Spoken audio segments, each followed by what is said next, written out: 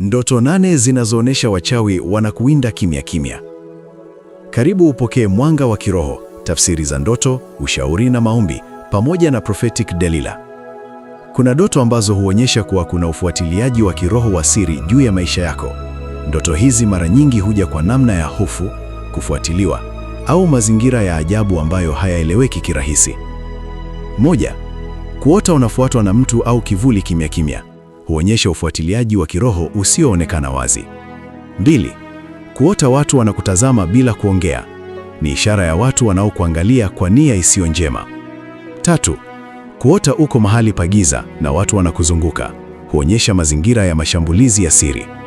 4. Kuota nyoka au wanyama wa ajabu wanakufuata. Huashiria nguvu za giza zinazokufuatilia. 5.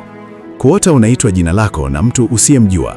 Huonyesha ufuatiliaji unaolenga maisha yako. 6. Kuota unajaribu kukimbia lakini huwezi kusonga vizuri. Huonyesha kuzuiwa kwa nguvu zisizoonekana. 7. Kuota unachunguliwa au unapelelewa. Ni ishara ya ufuatiliaji wa karibu juu ya maisha yako. 8. Kuota watu wanakuja nyumbani kwako kimya kimya. Huonyesha mashambulizi ya kiroho yanayolenga maisha yako ya ndani. Kama unaota ndoto hizi mara kwa mara, usiipuuze.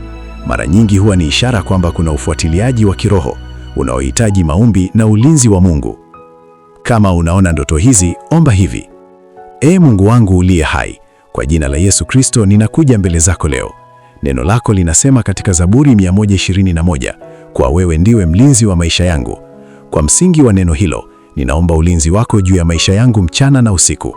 Baba, ninaomba uvunje kila ufuatiliaji wa kiroho unaofanywa dhidi yangu, kila jicho baya linaloniangalia na kila nguvu ya giza inayonifuatilia, na iamuru ishindwe kwa jina la Yesu.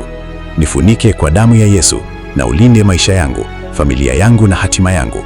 Kuanzia leo natangaza kuwa hakuna nguvu ya giza itakayoweza kunifuatilia au kunidhuru, kwa sababu maisha yangu yako chini ya ulinzi wa Mungu, kwa jina la Yesu Kristo. Amina. Endelea kujifunza kupitia masomo yajayo ya huduma ya tafsiri za ndoto na maombi. Karibu sana WhatsApp, na pia utajiunga na magrupu yetu ili kupata mafunzo haya kwa undani zaidi.